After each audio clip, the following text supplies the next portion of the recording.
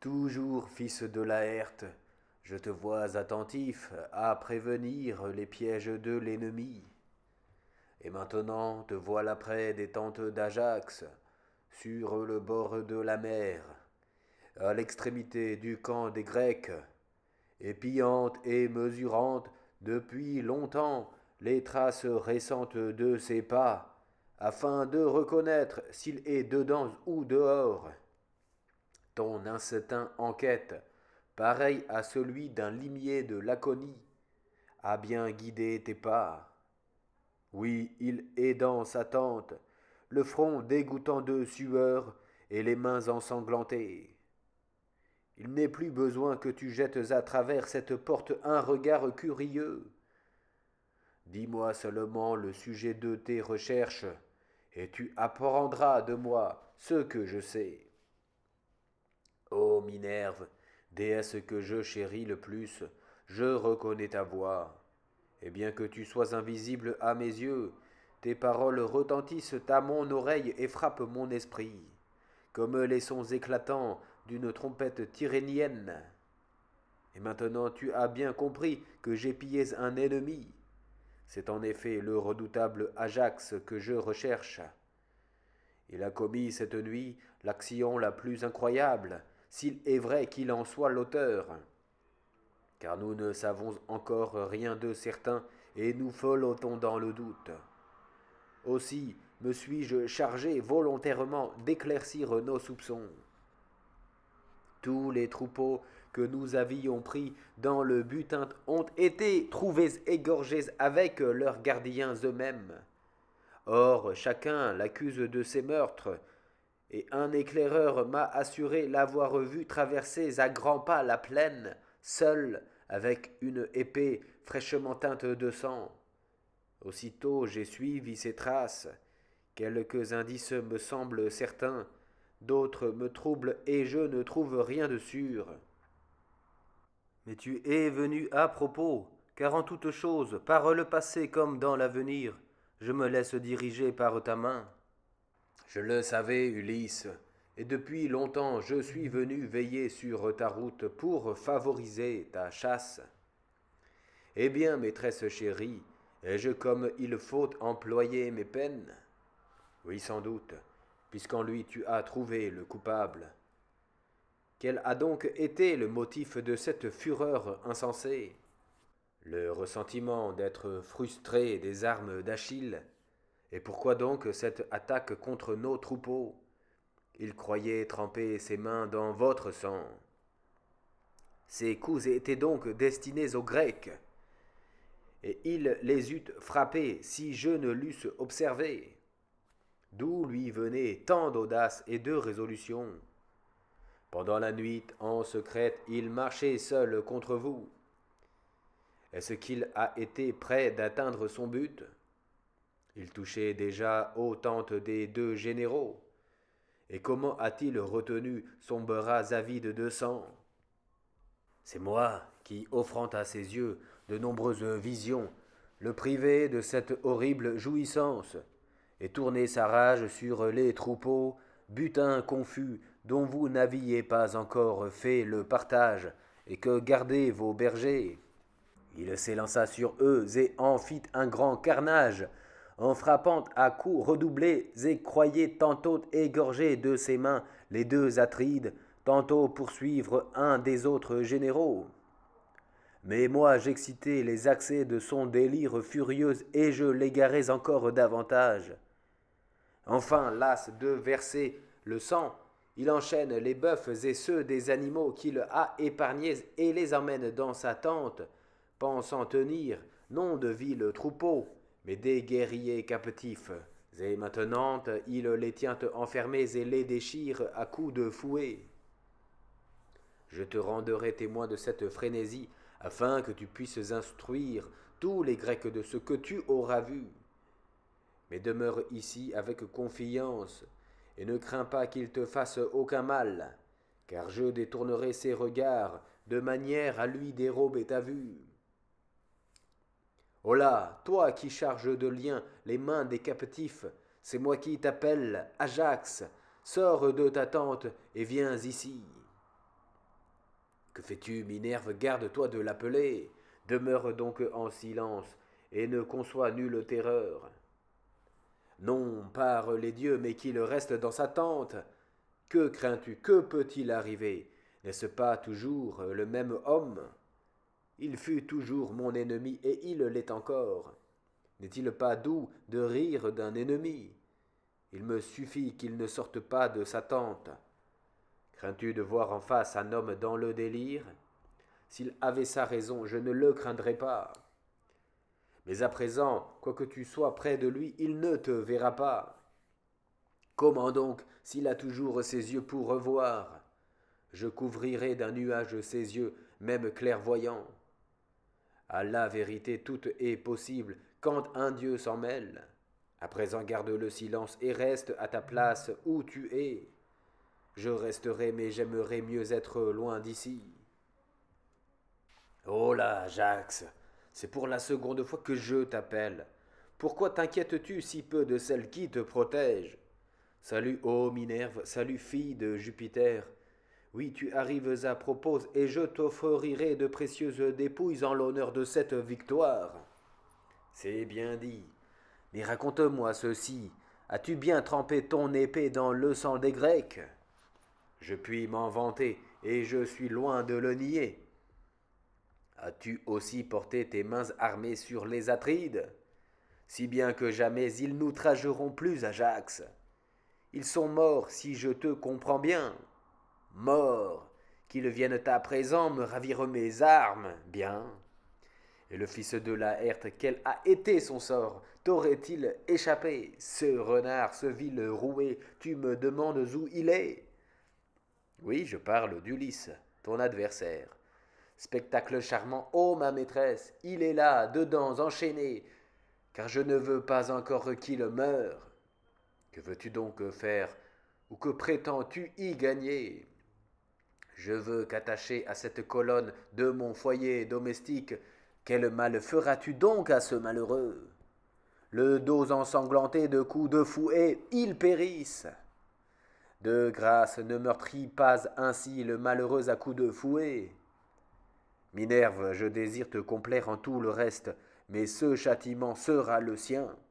Eh bien, puisque c'est ton plaisir d'agir ainsi, exerce ta vengeance et accomplis tes projets tout entiers. Je cours à l'œuvre, je te le demande seulement, sois toujours ainsi ma protectrice. Tu vois, Ulysse, quelle est la puissance des dieux? Quel homme fut plus prudent qu'Ajax? Ou qui était plus brave quand il fallait agir? Je n'en connus jamais. Cependant j'ai pitié de son malheur, quoiqu'il soit mon ennemi, quand je le vois en proie à un mal si terrible. Et ce n'est pas son sort plus que le mien que je considère. Je vois que tous dans cette vie, nous ne sommes que des fantômes ou une ombre vaine. Devant un tel spectacle, garde-toi donc de jamais outrager les dieux par des paroles superbes et de t'enorgueillir si tu remportes sur d'autres par ta force ou par tes richesses. Un seul jour abaisse ou relève les grandeurs humaines. Les dieux aiment les hommes modestes et détestent les méchants. Fils de Télamon, qui règne sur Salamine, baigné de tous côtés par les flots, ta prospérité fait ma joie. Mais si la colère de Jupiter ou les discours injurieux des Grecs ingrats viennent à te poursuivre, alors je crains et je tremble pour toi, comme la timide colombe.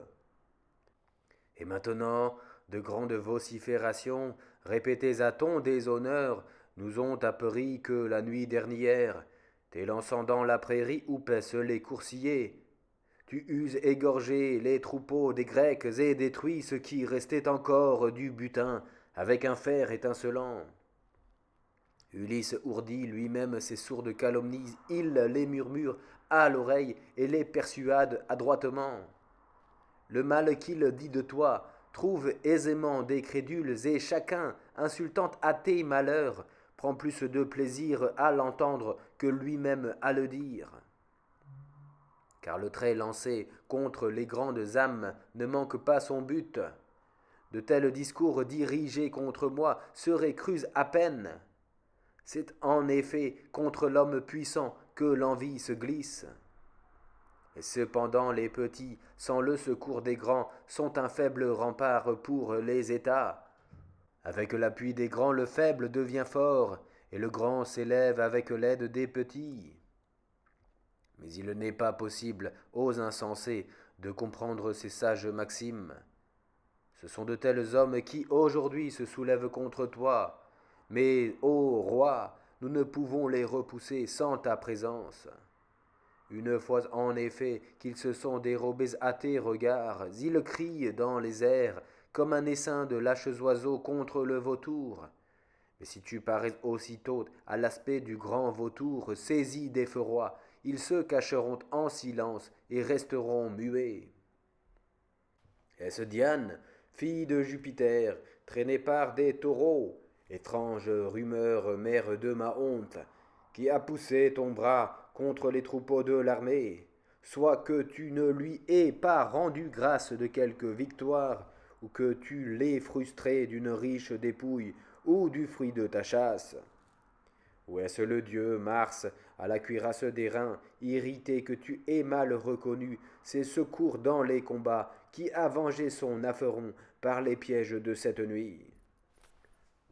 Car jamais de ton propre mouvement, fils de Télamon, tu n'aurais eu la malheureuse idée d'attaquer ainsi des troupeaux.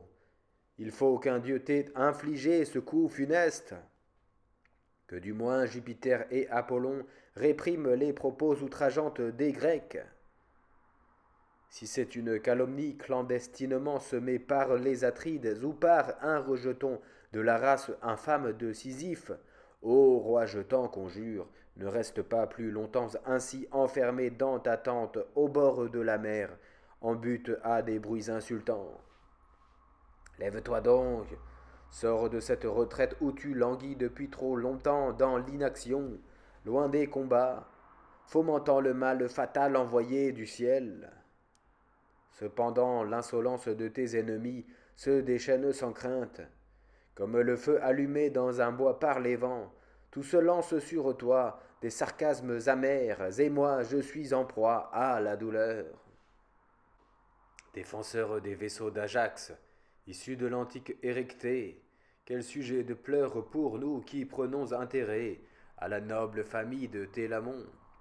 Cet Ajax si grand, si redoutable, le voilà abattu par un violent délire. Quelle accablante infortune cette nuit a-t-elle donc fait succéder au calme dont nous jouissions? Fille du Phrygien Télotas, réponds, captive d'Ajax, toi qui le aimes et qui le honore comme une épouse, tu sais les faits et tu peux nous en instruire. Comment donc raconter ce fait inouï? Car ce que tu vas entendre n'est pas moins affreux que la mort. Cette nuit même, l'illustre Ajax s'est déshonoré par un honteux délire. Tu peux voir encore dans sa tente des victimes sanglantes, déchirées de ses mains, triste trophée de sa victoire. Quelle révélation tu m'as faite sur le bouillant caractère de ce héros. Nouvelle déplorable et pourtant trop vraie, propagée par les chefs des Grecs, et que grossit la rumeur populaire. Hélas, j'en redoute les suites fatales. Il ne peut manquer de subir la mort, celui qui, d'une main furieuse et d'un glaive sanglante, a égorgé à la fois les bergers et les troupeaux. Hélas, c'est d'ici qu'il est sorti, emmenant des troupeaux enchaînés. Les uns ils les renversent à terre et les égorgent.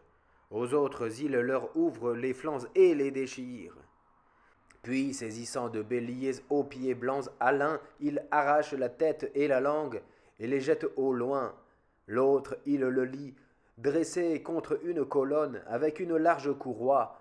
Il le frappe d'une double lanière, et le charge d'imprécations qu'une divinité ennemie a pu seule suggérer.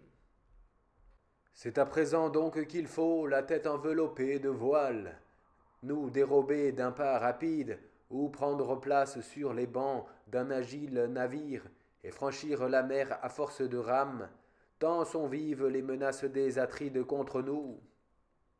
Je tremble d'expirer bientôt sous une grêle de pierre et de partager le supplice de celui que poursuit une destinée indomptable.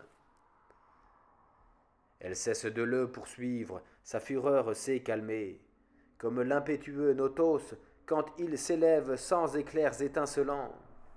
Mais le retour de sa raison lui rend de nouvelles douleurs. La vue de nos propres souffrances, quand nous en sommes les seuls auteurs, éveille en nous de cuisantes douleurs. Mais si son délire a cessé, j'espère que tout va bien, car on tient moins de compte d'un mal passé. Que préférerais-tu, si tu avais le choix, ou d'éprouver toi-même quelque plaisir en affligeant tes amis, ou de partager leurs douleurs communes? La double souffrance, ô femme, est un grand mal. Eh bien le mal a cessé, et nous n'en sommes pas moins livrés au malheur. Que veux-tu dire? Je ne te comprends pas. Cet infortuné, tant qu'à durer son délire, se complaisait dans le mal qui le possédait et n'attristait que nous qui en étions témoins dans notre bon sens. Mais maintenant que le mal a cessé et le laisse respirer, il est tout entier en proie à l'affliction, et la nôtre n'en est pas moins vive qu'auparavant. N'est-ce pas là une souffrance double? Je te l'avoue, et je crains que ce malheur ne soit venu des dieux, car comment en serait-il autrement, si délivré de son mal, Ajax n'est pas plus heureux que lorsqu'il en sentait la violence. Il en est ainsi, sois-en bien certain. Quel a donc été le commencement de ce délire? Confie-nous tes peines à nous qui les partageons. Tu sauras tout ce qui s'est passé, puisque tu prends part à mon malheur. Au milieu de la nuit, lorsque les feux du soir ne jetaient plus de lumière, il saisit son épée et semblait vouloir sortir sans motif. Je l'arrête alors et lui dis: Ajax, que fais-tu? Où portes-tu tes pas, sans être appelé, sans que le héros se soit fait entendre, ni que la trompette ait retenti? En ce moment, toute l'armée dort, mais lui me répond par ces mots si connus: Femme, le silence est l'ornement de ton sexe. À ces mots, je me tue et il s'élança seul. Ce qu'il a fait là-bas, je ne saurais le dire, mais il rentrera, faisant marcher ensemble devant lui des taureaux enchaînés, des chiens de berger et tout le butin cornu. Aux uns il tranche la tête, les autres il les étend, les égorge et les met en pièces. Il en attache d'autres qui le frappent à coups de fouet comme des captifs. Enfin il s'élance hors de sa tente, tenant à je ne sais quel fantôme des discours violents et contre les Atrides et sur Ulysse, entremêlés de grands éclats de rire, et se vantant de la vengeance qu'il a tirée d'eux. Ensuite, après s'être précipité dans sa tente, à grande peine, et après un long temps, il rentre en lui-même. Et lorsqu'il voit sa tente pleine du carnage causé par son délire, il se frappe la tête, pousse des cris, se couche et s'étend sur cet amas de troupeaux égorgés, s'arrachant les cheveux avec violence. Il resta longtemps assis dans un morne silence, puis m'adressant les plus terribles menaces, si je ne lui révélais tout ce qui s'est passé, il me demanda en quelle extrémité il était tombé. Et moi, mes amis, effrayés, je lui racontai tout ce qu'il avait fait, autant du moins que je le savais. Alors il poussa des gémissements douloureux, tels que je n'en avais jamais entendu sortir de sa bouche, car toujours il disait que de telles plaintes ne partaient que d'une âme faible et pusillanime. Mais sans faire entendre de lamentations aiguës, sa douleur ne s'exprime que par des gémissements étouffés, semblables au mugissement d'un taureau. Et maintenant, plongé dans cet abîme d'infortune, il refuse toute nourriture et reste immobile au milieu de ses troupeaux égorgés. À son langage, à ses plaintes, il est aisé de voir qu'il méditait quelque dessein funeste. Oh, mes amis, je suis venu pour implorer votre aide. Entrez, donnez-lui les secours qui sont en votre pouvoir. Car les hommes tels que lui cèdent à la voix de leurs amis. Fille de Téletas, ô Thecmès, tu nous dis là un fait terrible que son malheur l'ait jeté dans l'égarement. Hélas, hélas, bientôt il semble son mal va redoubler, c'est Ajax. N'avez-vous pas entendu quelle crise il pousse? Ah, malheureux, on le dirait encore dans le délire où il pleure son délire passé. Oh mon fils, Eurysacès, c'est toi qu'il appelle, que veut-il? Où es-tu, malheureuse que je suis? Te sert, où et te sert? Sera-t-il sans cesse occupé à chercher du butin, et cependant je meurs? Il paraît recouvrer ses sens, ouvrez les portes. Ma vue lui rendra peut-être quelque retenue. Voici je les ouvre, tu peux contempler ce qu'il a fait, et en quel état déplorable il est lui-même. Ô chers compagnons, mes seuls amis, les seuls qui restiez encore fidèles aux lois de l'amitié, regardez quel flot de sang, ma fureur meurtrière, a amoncelé autour de moi. Hélas, tu ne disais que trop vrai. Les faits attestent quel est son délire. Ô braves auxiliaires, habiles dans l'art nautique, dont la rame agile fait voler mes vaisseaux sur la mer, vous, les seuls de tous mes anciens appuis que je vois prêts à me secourir, allons, donnez-moi la mort. Cesse ce langage funeste, ne va pas réparant un mal par un autre aggraver notre malheur. Voyez-vous ce guerrier si brave, au cœur si hardi, si intrépide dans les combats, signaler maintenant sa valeur contre des animaux paisibles. Hélas, quels rires insultants, en quel opprobre je suis tombé. Ajax, ô mon maître, je t'en conjure, ne parle pas ainsi. Veux-tu bientôt retirer? Ne t'en iras-tu pas? Hélas! Hélas! Au nom des dieux, cède et reviens à la raison. Malheureux, j'ai laissé ces hommes maudits s'échapper de mes mains pour me jeter sur des génisses, sur des agneaux bêlants, et je me suis baigné dans leur sang. Pourquoi donc te tourmenter de ce qui est accompli? Tu n'y saurais rien changer. Ô toi, ce pion infatigable, artisan de tous les maux, fils de Laerte, opprobre de l'armée, par quel rire ne fais-tu pas éclater ta joie? Ce sont les dieux qui dispensent à chacun le rire et les larmes. Puissais-je le voir en face, même dans la détresse où je suis réduit? Ah, hélas! Laisse ces orgueilleuses menaces. Ne vois-tu pas en quelle infortune tu es tombé? Ô Jupiter, père de mes aïeux, que ne puis-je, égorgeant ce parleur infatigable, cet odieux charlatan et les deux rois des Grecs, expirer moi-même après eux? Quand tu fais de tels vœux, demande aussi la mort pour moi, car comment pourrais-je vivre si tu meurs? Ô ténèbres qui êtes ma lumière, Éreb resplendissante à mon esprit, du moins recevez un nouvel habitant, recevez-moi, car je ne suis plus digne de voir ni la race des dieux, ni la race des hommes, pour moi désormais inutile. La redoutable déesse, fille de Jupiter, me torture jusqu'à la mort. Où donc fuir? Où trouver un asile? Si tout cela a péri, ô mes amis, la vengeance me suit de près, et j'ai poursuivi une chasse insensée. Mais l'armée entière s'apprête à me percer de ses traits.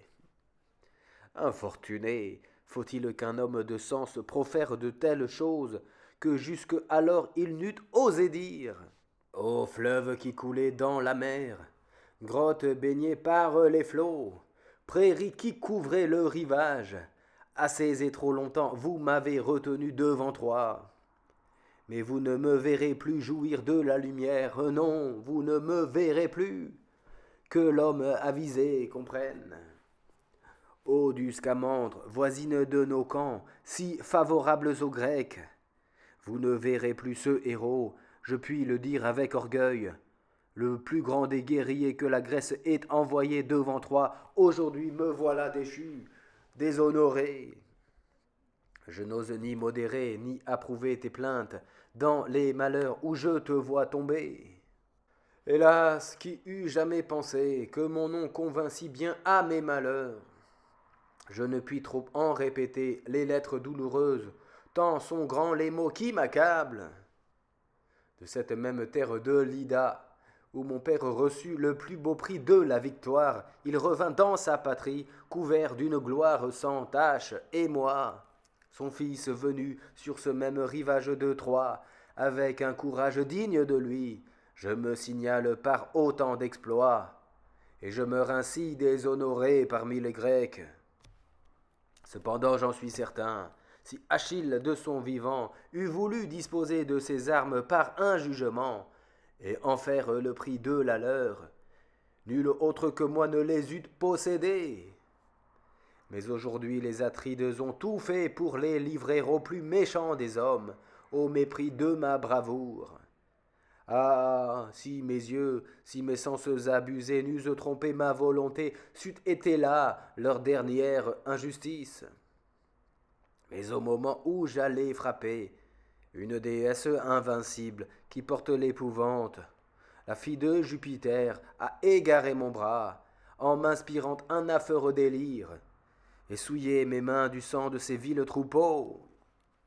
Il me raille maintenant d'avoir échappé malgré moi à mes coups, comme si quand un dieu veut nous nuire, le lâche n'échappait point au plus brave.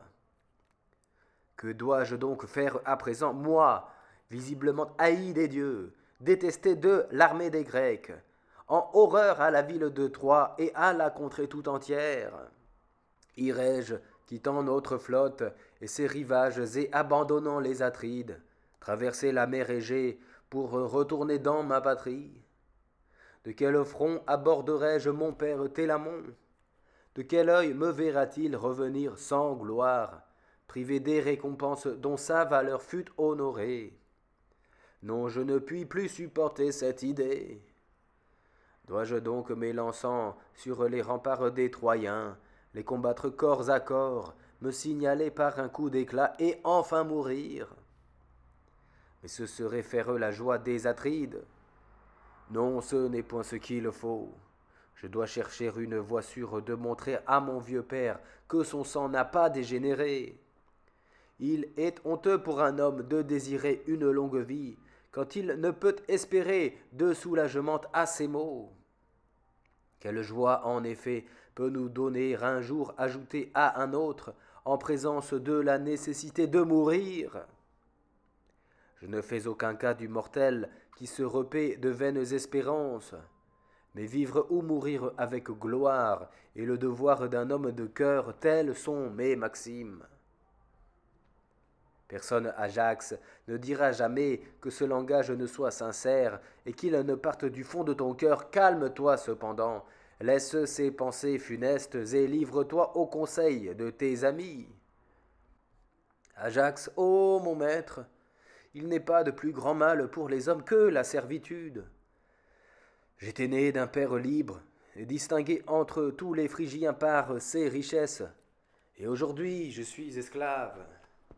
Les dieux et surtout ton bras l'ont ainsi décidé. Aussi depuis le moment où je suis entré dans ta couche, je n'ai eu de pensée que pour toi. Je te conjure donc, au nom de Jupiter, protecteur du foyer domestique, par celui qui t'unit à moi, ne me laisse pas devenir la fable et le jouet de tes ennemis et passer en d'autres mains. Car si tu meurs, si par ta mort tu m'abandonnes, songe que ce jour-là même, victime de la violence des Grecs, je serai réduite en esclavage avec ton fils. Et bientôt un de ces nouveaux maîtres m'insultera par des paroles amères. Voyez, dira-t-il, l'épouse d'Ajax, qui fut le plus vaillant des Grecs, contre quelle servitude elle a échangé un sort digne d'envie. Voilà ce qu'on dira, et moi je serai la proie d'un sort fatal, mais la honte de ces paroles rejaillira sur toi et sur ta race. Ah, songe à ton malheureux père, que tu abandonnes dans sa triste vieillesse. Songe à une mère chargée d'années, qui invoque sans cesse les dieux pour ta vie, et ton retour dans ses foyers.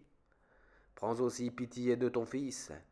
Si privé de l'éducation de sa jeunesse, où ta mort te laissera, il est dans l'abandon. Livré à des tuteurs ennemis, songe quelle misère tu nous prépares à tous deux en mourant. Pour moi, je n'ai plus d'autre asile que toi, car tu as ruiné ma patrie par tes armes. Quant à ma mère et à mon père, victimes d'un autre destin, ils sont descendus au séjour infernal des morts.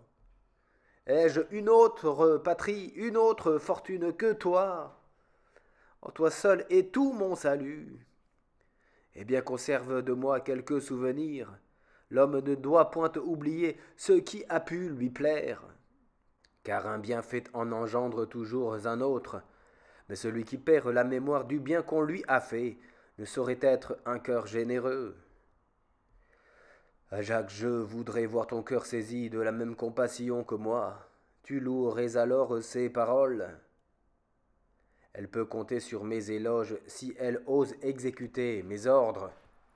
Ah, cher Ajax, je t'obéirai en toutes choses. Amène-moi mon fils, que je le voie. Dans ma frayeur, je l'ai éloigné. Était-ce cependant mon délire, ou par quelque autre motif? Je craignais d'exposer le malheureux à la mort s'il s'offrait à ta vue. C'eût été un trait digne de ma fureur. C'est pour l'en préserver que j'ai pris ces précautions. J'approuve ta conduite et ta prudence. En quoi donc maintenant puis-je te satisfaire? Fais en sorte que je le voie et que je lui parle. Il est près d'ici, sous la garde de serviteurs fidèles. Eh bien, que tarde-t-il à paraître? Viens, mon fils, ton père t'appelle. Amène-le ici, toi dont les soins veillent sur lui. Vient-il ou ne t'aurait-il pas entendu? Voici ce serviteur qui l'amène. Approche-le de moi, approche-le d'ici. Ces traces récentes de carnage n'effrayeront pas ses regards s'il est vraiment mon fils. Il faut le former de bonne heure à l'âpreté des mœurs de son père et que son caractère lui ressemble. Oh, mon fils, sois plus heureux que ton père. Pour tout le reste, ressemble-lui, et tu ne seras pas un homme méprisable. Que dis-je? Dès ce moment, je puis te porter envie, puisque tu ne sens aucun de ces maux. Ignorer est en effet le bonheur de la vie, jusqu'à ce que tu aies appris à jouir et à souffrir. Mais une fois arrivé à cet âge, songe à montrer aux ennemis de ton père qui tu es, de quel sang tu as reçu l'être. Jusqu'alors, nourri à la douce haleine des zéphyrs, que ta jeune âme croisse en paix pour les délices de ta mère. Non, ne crains pas que, même séparé de moi, aucun grec t'insulte par des outrages. Je laisserai près de toi un gardien fidèle, Teucer, dont les soins veilleront sur ton enfance, quoiqu'à présent il soit bien loin de ces lieux occupés à poursuivre l'ennemi. Mais vous, guerriers, braves matelots, je vous demande à tous ce service. Annoncez à Teucer mes derniers vœux, qu'il conduise cet enfant dans mes foyers, qu'il le montre à Télémon et à Éribée, ma mère, pour être à jamais l'appui de leur vieillesse, jusqu'à ce qu'ils descendent au séjour des morts. Quant à mes armes, je ne veux point qu'elles soient disputées par les Grecs ni par l'auteur de mes mots. Toi seul, ô mon fils, prends ce bouclier immense, impénétrable, et recouvert de cette peau auquel tu dois ton nom. Garde-le en le maniant par la poignée couverte de lanières repliées. Le reste de mon armure sera enseveli avec moi. Allons, prends vite cet enfant, ferme les portes, et ne fais pas retentir l'attente de tes gémissements. Les femmes se plaisent aux lamentations, ferme au plus tôt les portes, Un habile médecin ne cherche pas à calmer par des paroles enchantées les maux qu'il faut guérir avec le fer. Un tel empressement me saisit de crainte, tes paroles menaçantes m'affligent. Ajax, ô mon maître, quel projet médite ton cœur? Ne cherche point à le pénétrer, ne m'interroge pas, la réserve est une vertu. Hélas, je perds courage, je t'en conjure au nom de ton Fils, au nom des dieux, ne nous abandonne pas. Tes prières m'importunent. Ignores-tu que je n'ai plus d'obligations envers les dieux? Ne blasphème pas. Je n'écoute plus rien. Serais-tu inflexible? Tu me fatigues de tes cris. C'est que je tremble pour toi. Qu'on l'emmène à l'instant. Au nom des dieux, laisse-toi fléchir. Tu me parais insensé si tu crois pouvoir à présent réformer mon caractère. Illustre Salamine, tu résides au milieu des mers, toujours heureuse et environnée de gloire.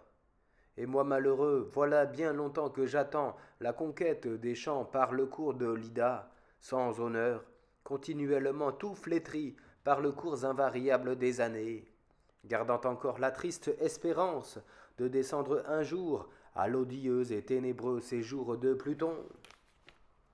À mes douleurs se joignent celles d'Ajax, frappé d'un mal sans remède, hélas, en proie à un délire envoyé par les dieux, celui que tu envoyas jadis vainqueur dans les combats de Mars, privé maintenant de sa raison et pour ses amis un sujet de deuil. Les anciens exploits de sa valeur, accomplis par ses mains vaillantes, n'ont rencontré que l'ingratitude et l'oubli des ingrats Atrides. Ah, certes sa mère, chargée d'années et blanchie par l'âge, quand elle apprendra le malheur de son fils et l'égarement de sa raison, ce ne seront ni de doux gémissements, ni les accents plaintifs du rossignol que l'infortuné fera entendre, mais elle éclatera en cris perçants et lamentables, elle se frappera la poitrine de coups redoublés et arrachera ses cheveux blancs. Plus heureux serait Ajax, caché dans la nuit infernale, troublé par un incurable délire, lui qui, issu d'une race illustre entre les héros grecs, au lieu de rester fidèle à ses mœurs, a tout à coup changé de caractère. Ô malheureux père, quelle affreuse destinée de ton fils il te reste à apprendre. Jamais avant lui la race des Éacides n'en avait subi de pareil. Oui, le temps dans son cours immense révèle ce qui était caché, et dérobe ce qui paraissait au jour. Rien ne lui est impossible. Il surprend en faute même la religion du serment et la rigueur des âmes inflexibles. Moi, en effet, qui longtemps m'étais endurci par l'obstination, comme le fer par la trempe, je me sens attendrir au discours de cette femme. J'ai pitié de la laisser veuve parmi mes ennemis avec un fils orphelin. Mais je vais au rivage qui borde la prairie pour purifier mes souillures par un bain et apaiser la colère redoutable de la déesse.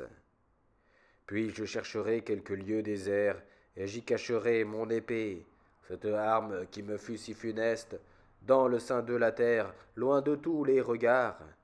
Puisse la nuit et les enfers la gardera jamais dans leurs entrailles. Car depuis le jour où le terrible Hector me fit ce funeste présent, je n'ai reçu des Grecs que des outrages.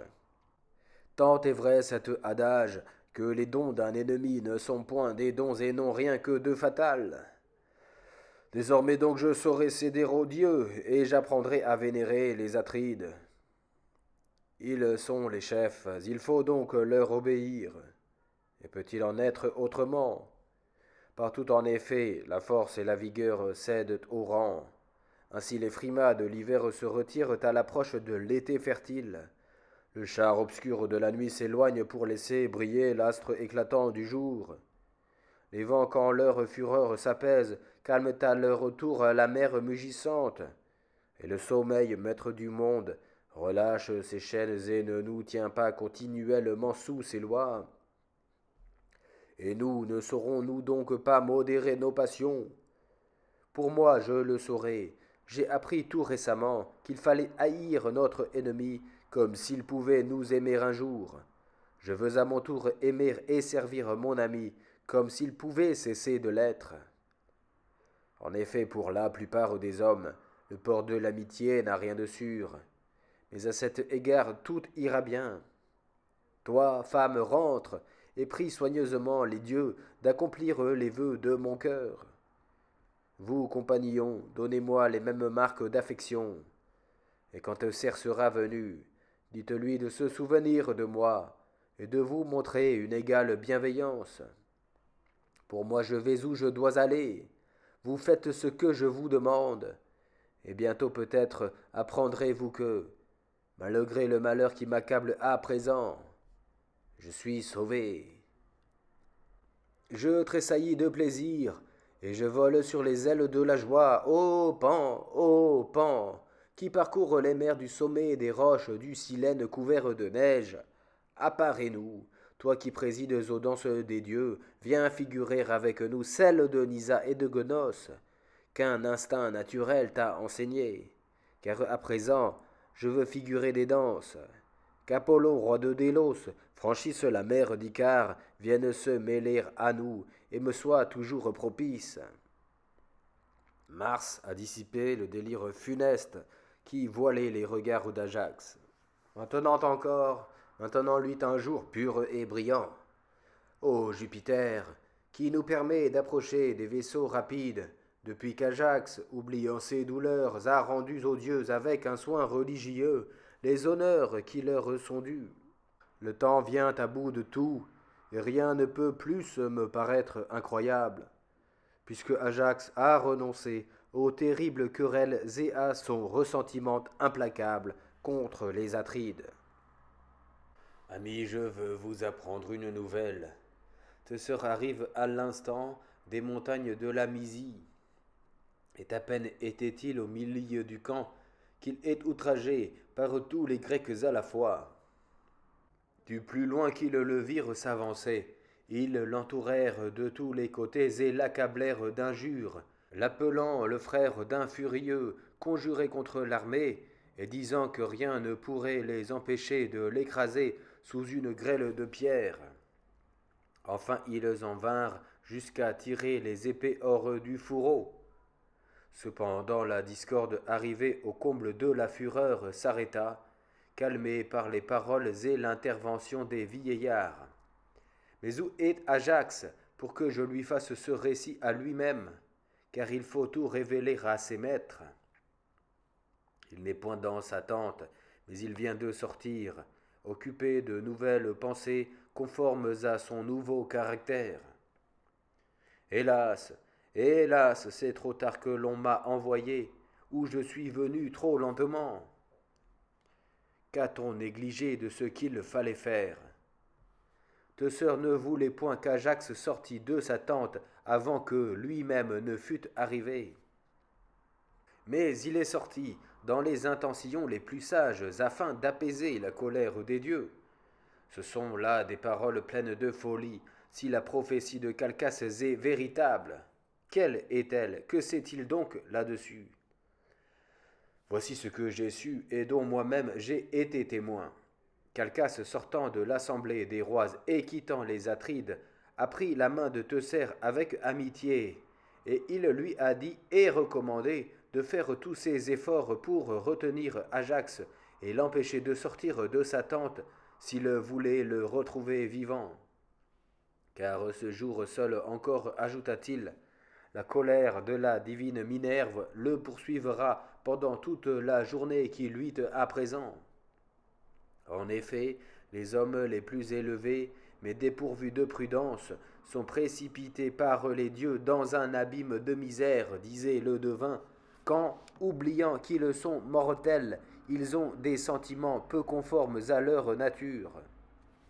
Déjà au sortir de ses foyers, Ajax montra sa démence, et n'écoutant pas les sages avis de son père.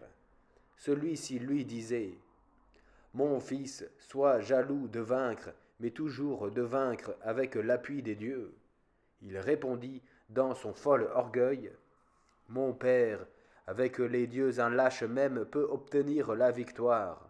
Moi je me flatte, sans leur aide, d'acquérir cette gloire. » Tel était son superbe langage. Une autre fois, quand la divine Minerve, le pressant, l'exhortait à tourner son bras meurtrier contre les ennemis, il lui répliqua par ces paroles arrogantes et impies. Déesse, cours assister les autres Grecs. Pour nous, jamais l'ennemi ne rompera nos rangs. C'est par ces discours et cet orgueil plus qu'humain qu'il sait attirer la colère implacable de la déesse. Cependant, s'il échappe au danger de cette journée, nous le sauverons peut-être avec le secours des dieux. Ainsi parla Calchas, et te sœur m'envoie aussitôt te porter ses ordres pour qu'ils soient observés. S'il n'est plus possible de les exécuter, c'en est fait d'Ajax si Calchas est bien inspiré. Ô infortuné Thécumès, race malheureuse, viens entendre les nouvelles qu'il apporte. Le danger est imminent et la joie est perdue pour nous. Pourquoi arracher encore une infortunée au repos dont elle jouit à peine, après tant de maux inépuisables? Écoute cet homme, il nous apporte sur le sort d'Ajax des nouvelles qui m'ont contristé. Hélas, qu'as-tu à nous dire, ami? Est-ce fait de nous? J'ignore ton destin, mais je crains fort pour celui d'Ajax, si toutefois il est sorti de sa tente. Oui, il est sorti. Je suis dans l'anxiété par ce que tu vas dire. Teucer recommande de le retenir dans sa tente et de ne point le laisser sortir seul. Mais où est Teucer, et pourquoi parle-t-il ainsi? Il va venir lui-même. Il craint que cette sortie d'Ajax ne lui soit funeste. Que je suis malheureuse. Et de quel mortel le sait-il? Le fils de Testor, Calchas, a prédit que ce jour apportera à Ajax ou la vie ou la mort. Hélas, mes amis, secourez-moi dans cette circonstance critique, et hâtez-vous, les uns d'amener au plus vite Teucer, ceux-ci d'aller vers les collines qui sont au couchant, ceux-là vers celles qui regardent l'aurore, chercher les traces de mon malheureux époux, car je vois qu'il m'a trompé, et que mon ancien pouvoir sur lui est perdu. Hélas, que faire, mon fils? Mais ce n'est pas le temps de se reposer. J'irai moi-même autant que mes forces me le permettront. Partons, hâtons-nous. Il n'y a pas un moment à perdre si nous voulons sauver un homme qui court à la mort. Je suis prête à partir, et ce ne sont point de vains propos. L'effet suivra de près mes paroles. Voilà, si je ne me trompe, le fer meurtrier dressé de manière à frapper le coup le plus sûr. Triste présent d'Hector, pour moi le plus odieux et le plus haï des hôtes, le voilà enfoncé sur le sol ennemi de Troie. J'en ai aiguisé la pointe sur la pierre, je l'ai affermi de telle sorte qu'il me rendra le service de me donner promptement la mort. J'ai ainsi tout disposé avec soin. Maintenant, Jupiter, c'est à toi à m'aider d'abord. Je ne te demanderai pas une faveur bien grande. Fais seulement parvenir à Teucer cette triste nouvelle, afin qu'il soit le premier à enlever ce corps tombé sur une épée sanglante, et qu'aucun de mes ennemis ne le prévienne, et ne me livre aux chiens et aux oiseaux de proie. Tels sont les vœux que je t'adresse, ô Jupiter. Je prie aussi Mercure, conducteur des ombres, de me ménager aux enfers une descente prompte et sans douleur, aussitôt que cette épée aura percé mon flanc. J'appelle encore à mon aide les déesses toujours vierges et toujours attentives aux actions des mortels, les augustes Euménides, au pas rapide, qu'elles sachent que je meurs victime des Atrides. Puisse-t-elle infliger à ces infâmes un supplice digne de leur forfait, et ainsi qu'elles me voient périr de ma propre main, puissent-ils tomber eux-mêmes sous les coups de leurs enfants les plus chers? Venez, déesses promptes à punir le crime, n'épargnez rien, frappez l'armée entière. Et toi qui conduis ton char dans l'étendue des cieux, soleil, quand tu verras la terre de ma patrie, retiens tes rênes d'or, annonce mes calamités et ma destinée à mon vieux père et à l'infortuné qui m'a nourri. Malheureuse, comme à cette nouvelle donnée, elle fera retentir toute la ville de ses lamentations. Mais à quoi bon ces plaintes inutiles? Achevons au plus tôt notre ouvrage. Ô mort, viens, jette sur moi tes regards. Bientôt j'habiterai avec toi dans les sombres demeures. Et toi, brillante clarté du jour, soleil radieux, je te parle pour la dernière fois. Ô lumière, au sol sacré de Salamine, ma patrie, foyer de mes ancêtres, glorieuse Athènes, amis élevés avec moi, fontaine, fleuve, campagne de Troie, je vous salue. Adieu, ô vous qui m'avez nourri. Ce sont les dernières paroles qu'Ajax vous adresse.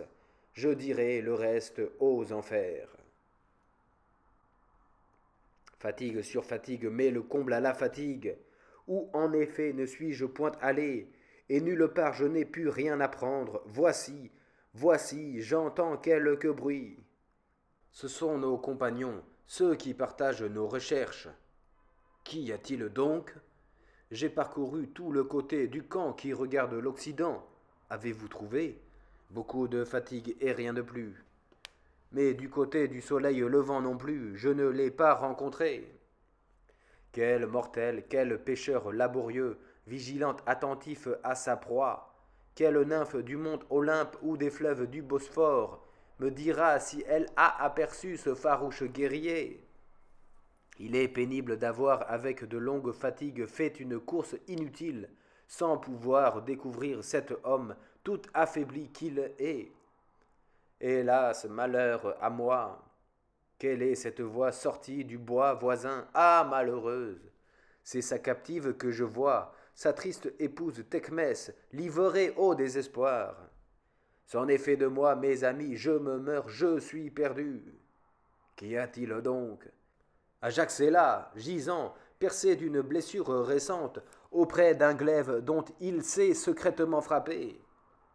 Et hélas, que deviendra notre retour? Ô roi, tu as entraîné dans ta perte tes compagnons de navigation. Malheureux que je suis, ô femme infortunée. Après ce coup qui l'a frappé, il ne me reste plus qu'à gémir. Par quelle main a-t-il donc accompli ce meurtre? Par sa propre main, on n'en saurait douter.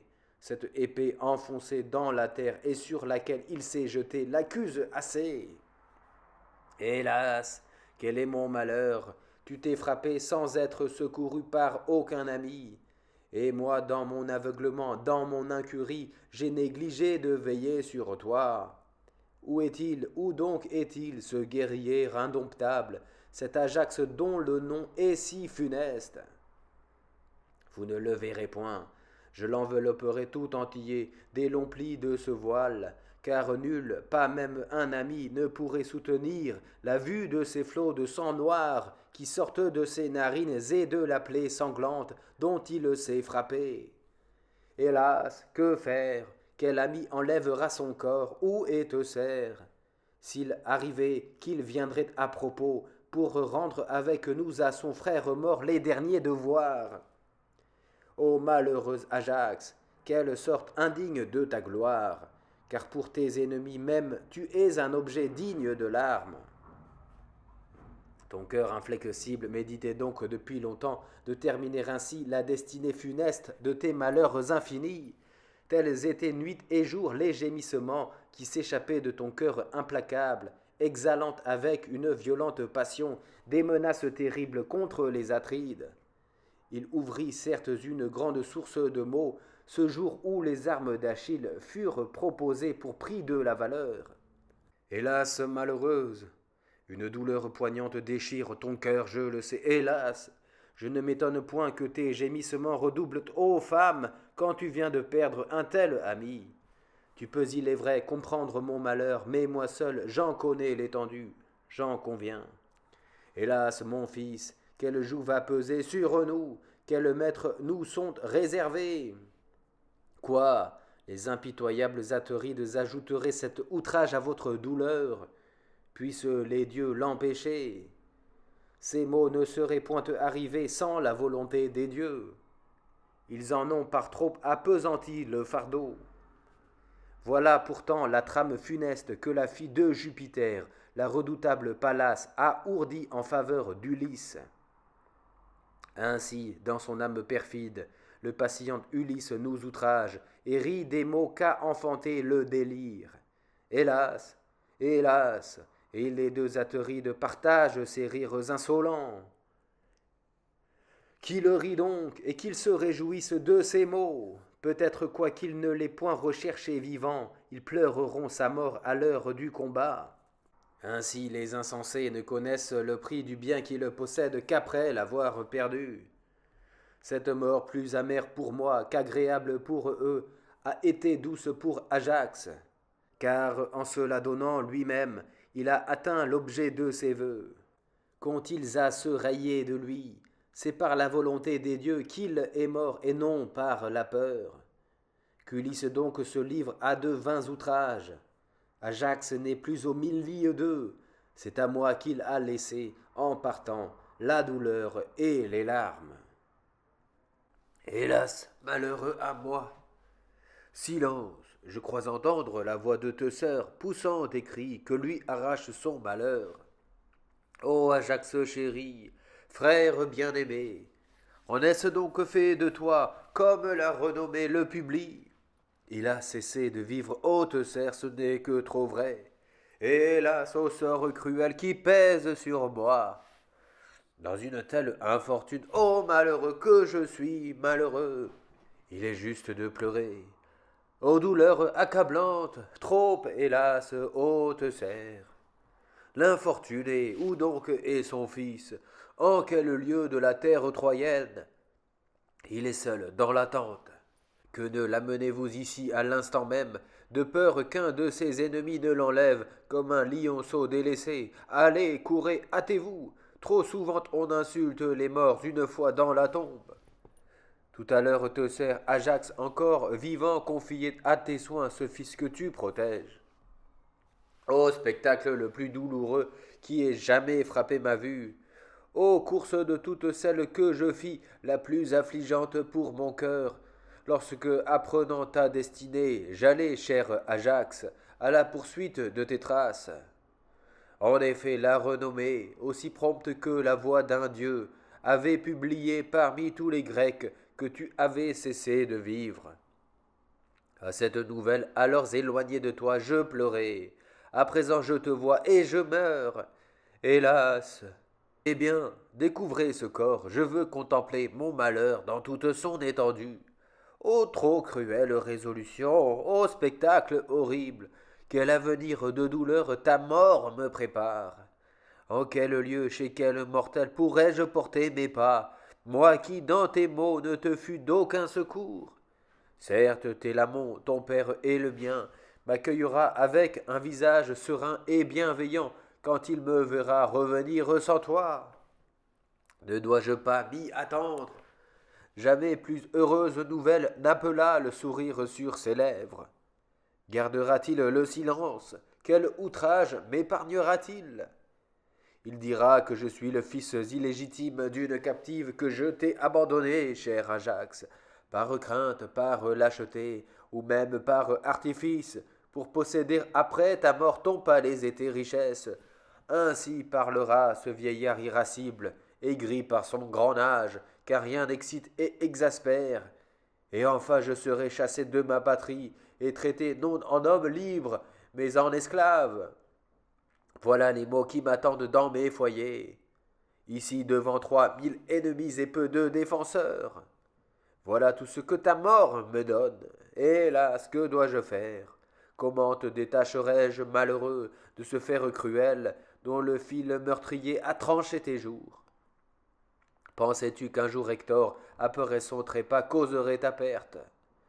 Au nom des dieux, voyez le sort de ces deux guerriers. Hector, attaché à un char par le baudrier qu'il avait reçu d'Ajax, a été traîné dans la poussière et déchiré jusqu'à ce qu'il eût expiré. Ajax, qui avait reçu d'Hector cette épée en don, s'est donné le coup mortel en se jetant dessus. N'est-ce pas Eurydice qui fabriqua ce glaive et Pluton, l'artisan de cruauté qui fit le baudrier? Pour moi, je suis porté à dire que ces événements, comme tous les autres, sont toujours ourdis aux hommes par les dieux. Celui qui ne goûte point cette opinion peut se complaire dans une autre, et moi je garderai la mienne.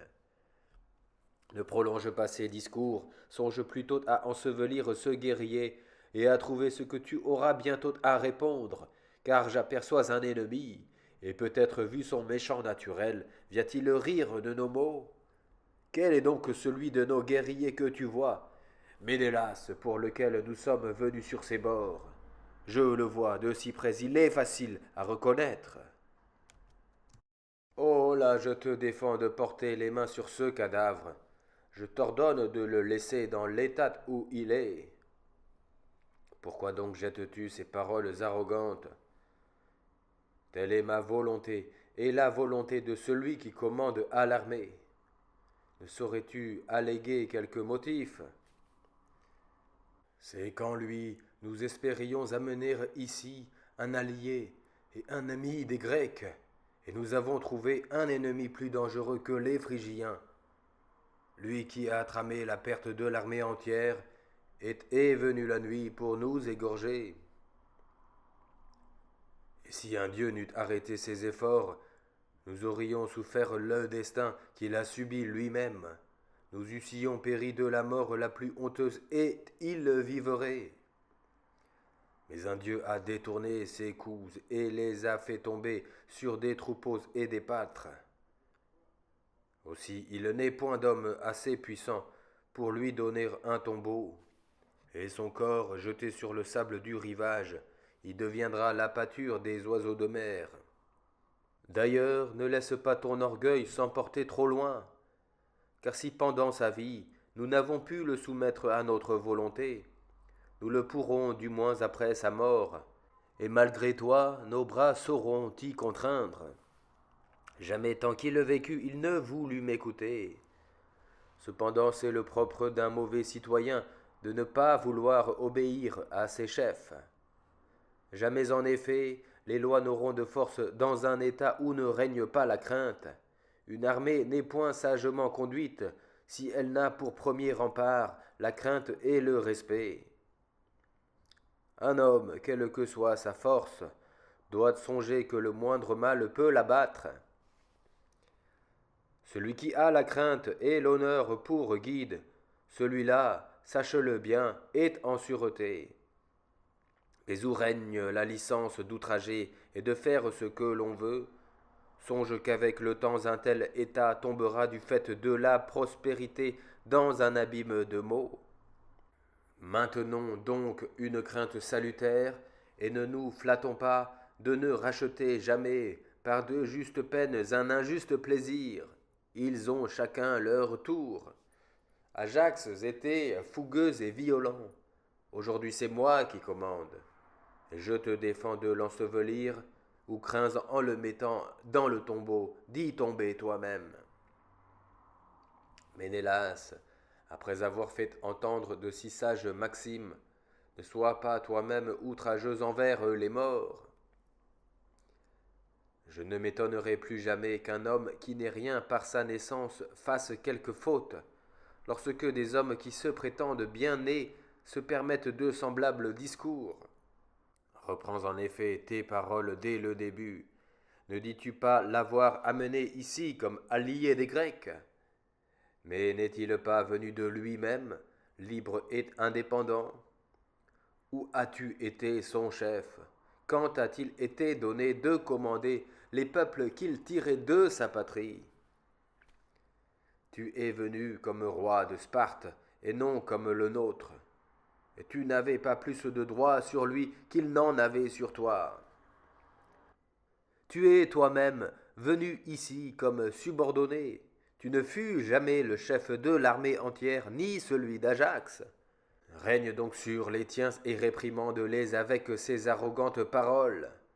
Mais Ajax, malgré ta défense, ou celle de tout autre général, je l'ensevelirai comme je le dois, sans m'effrayer de tes menaces.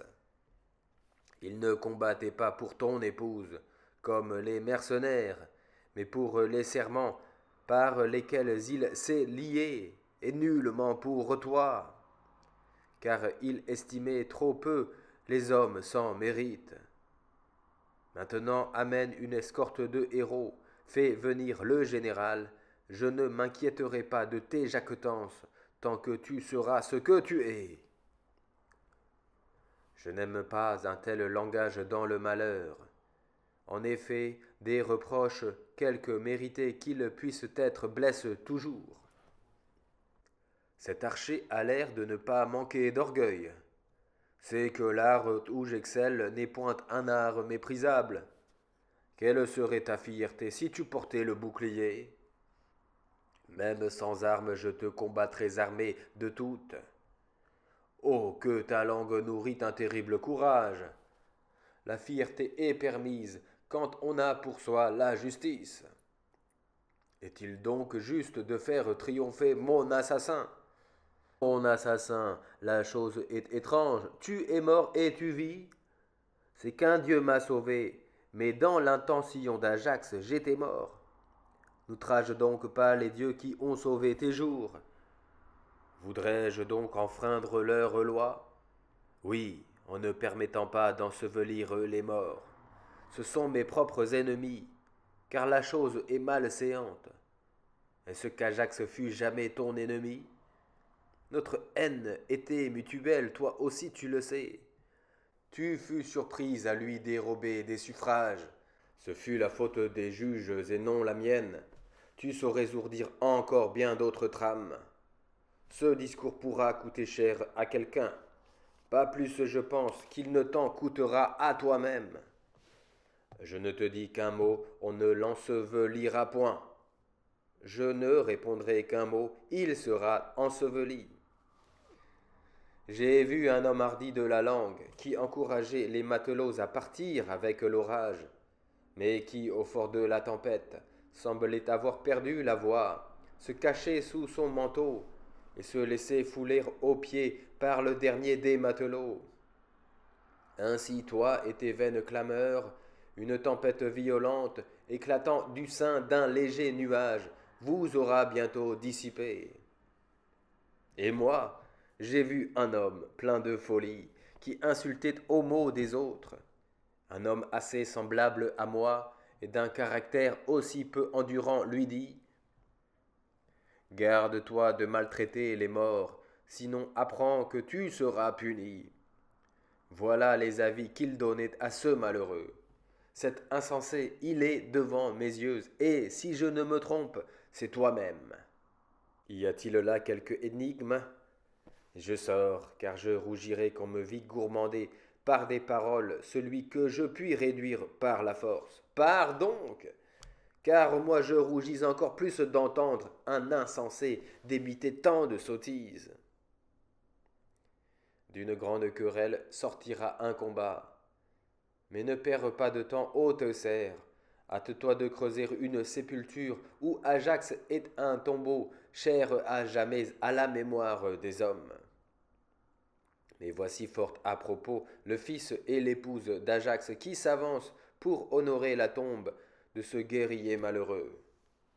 Approche, jeune enfant, et viens, dans une attitude suppliante, toucher le corps de celui qui t'a donné le jour.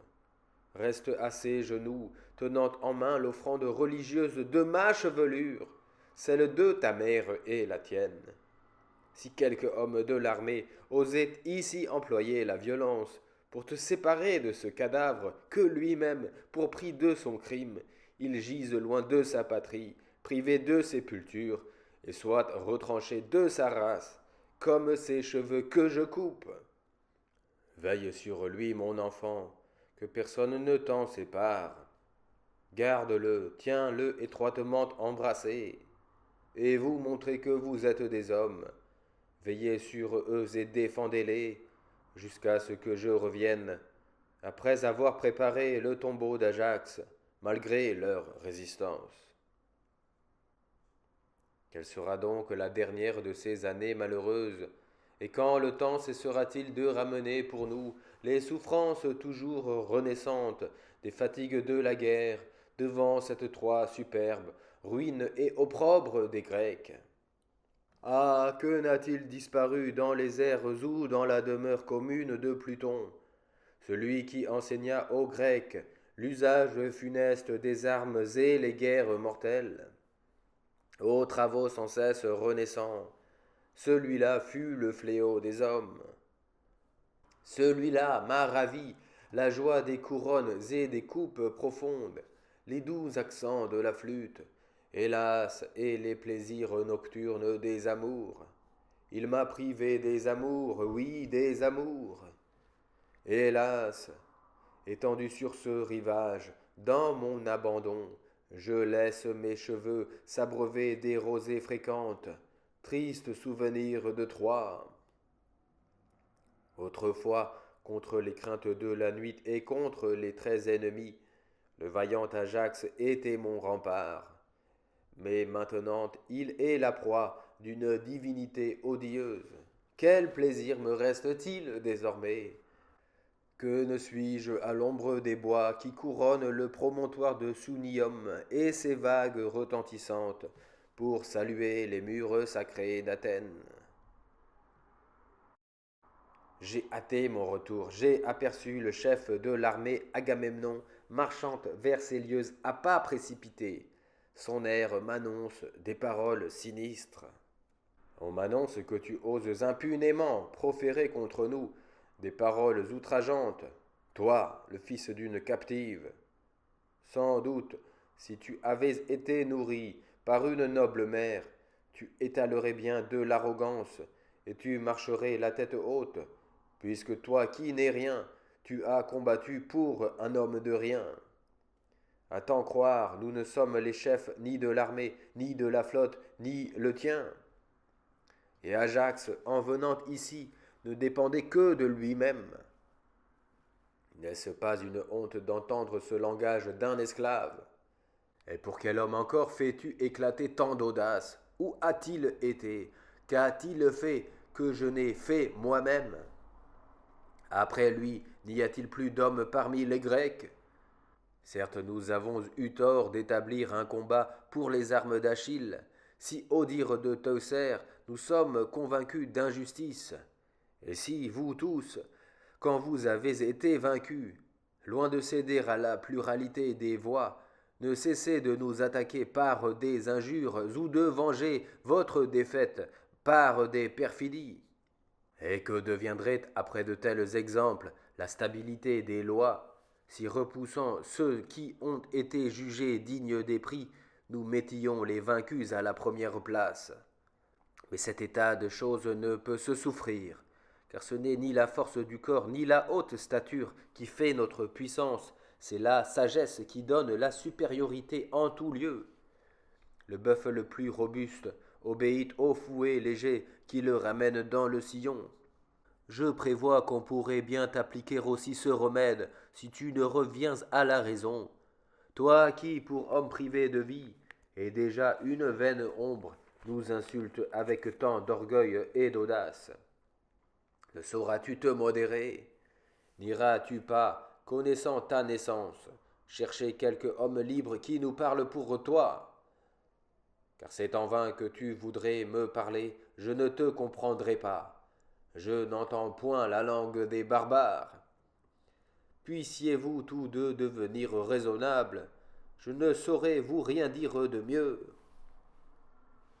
Hélas, que la reconnaissance due aux morts s'écoule vite et s'efface de la mémoire des hommes, puisque tu n'obtiens point, ô Ajax, le plus léger souvenir d'un homme pour qui, prodiguant ta vie, tu as si souvent bravé les hasards des combats. Mais tant de services sont déjà perdus. Et toi qui tout à l'heure as prononcé de si folles paroles, as-tu donc oublié qu'enfermé dans vos retranchements, déjà dans la des routes communes près de périr, Ajax seul vous délivra quand déjà la flamme dévorait la poupe de vos vaisseaux, et qu'Hector, franchissant vos fossés, s'est lancé furieux sur les bancs des rameurs? Qui alors les repoussa?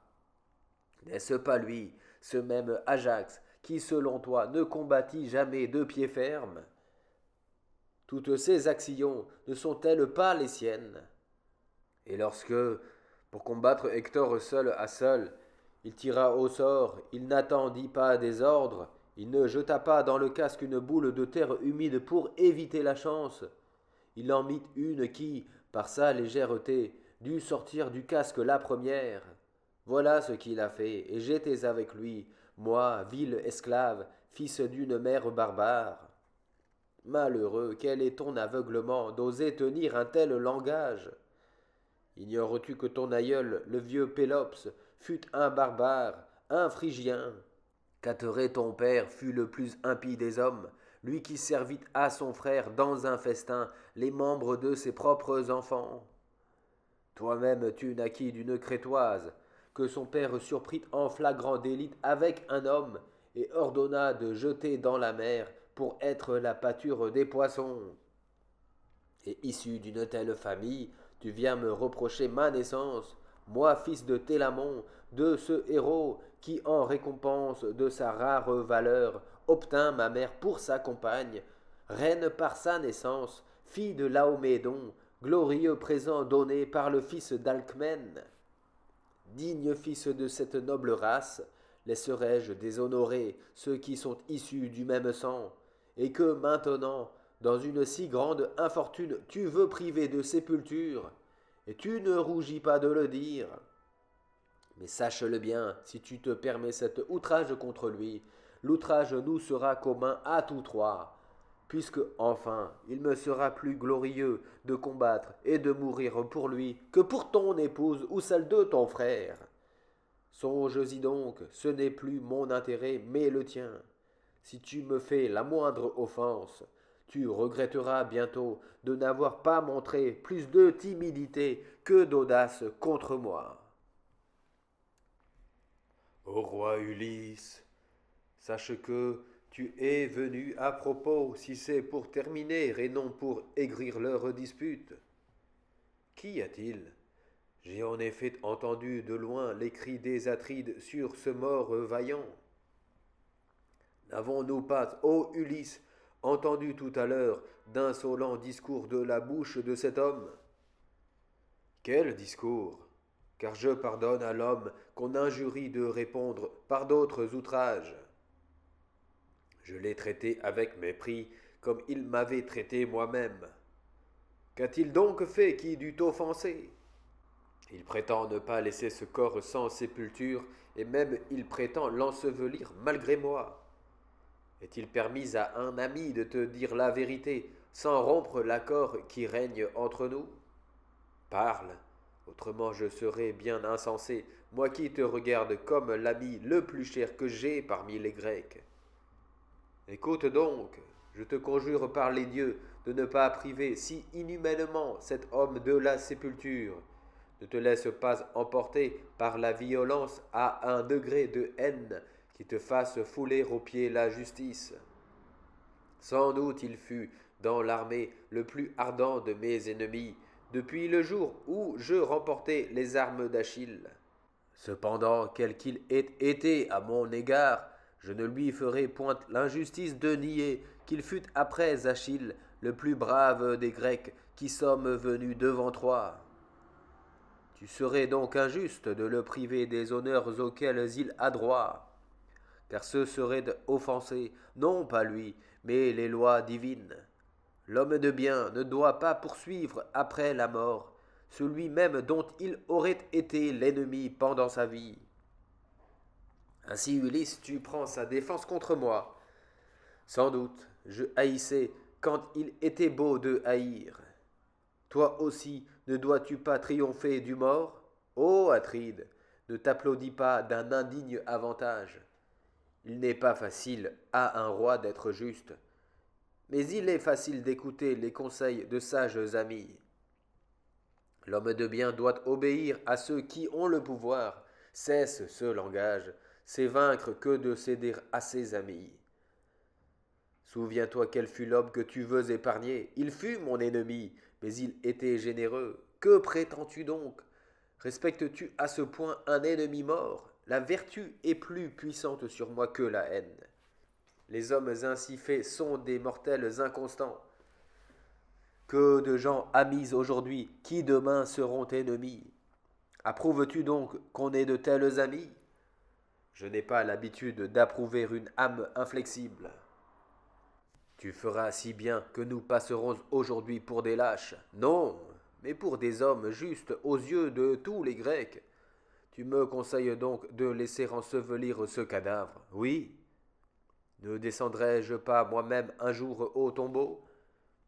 Ainsi chacun n'agit que dans son propre intérêt. Quel intérêt servirais-je plutôt que le mien?